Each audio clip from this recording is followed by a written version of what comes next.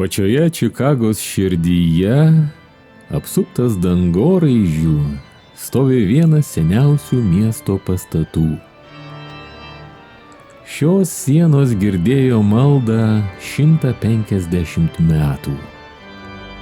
Bet tokio ryto, koks išaušo tą sekmadienį, jos dar nebuvo mačiusios. Ta rytą Holy Name katedroje suskambo lietuviška giesmė.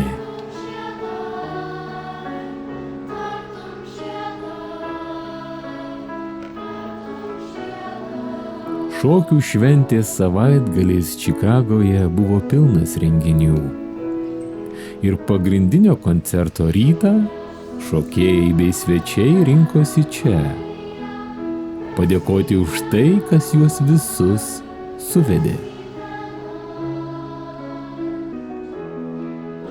Tarp besimeldžiančių buvo šventės globėja Lietuvos prezidentė Dalia Grybauskaitė, kiti garbingi svečiai iš Lietuvos, JAV ir Kanados lietuvių bendruomenių.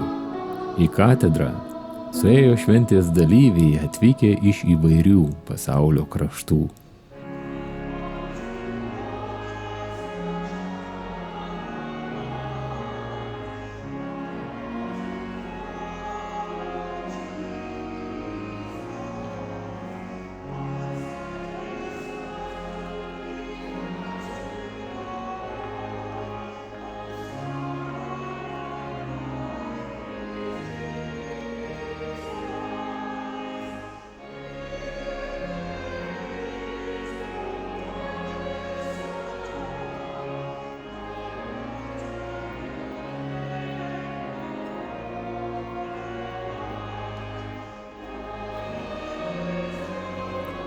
Mišias aukojo jo ekscelencija arkivyskupas Lionginas Virbalas.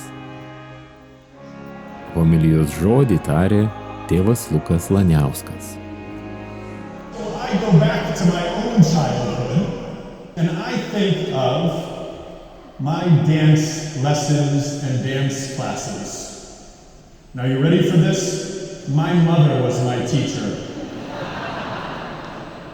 God help her. Šį rytą Holy Name katedros sienos išgirdo lietuviškas giesmes.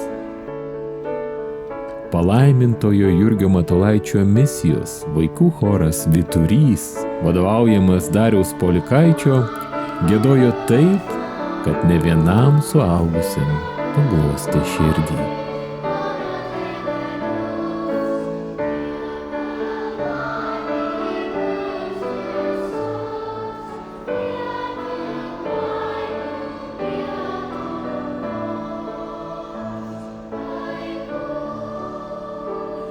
Ta rytą lietuviška giesmė iš pilnutėlės Holy Name katedros sklido per visą Ameriką, į kiekvienus namus.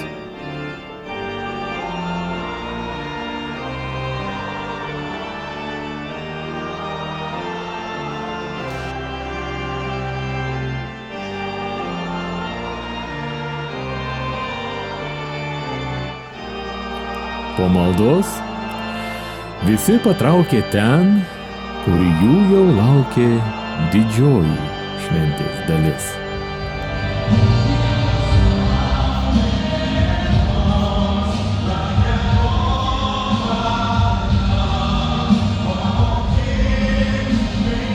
Bet tai jau visai kita istorija. Prenumeruokite šį kanalą, kad nepraleistumėte kito karto.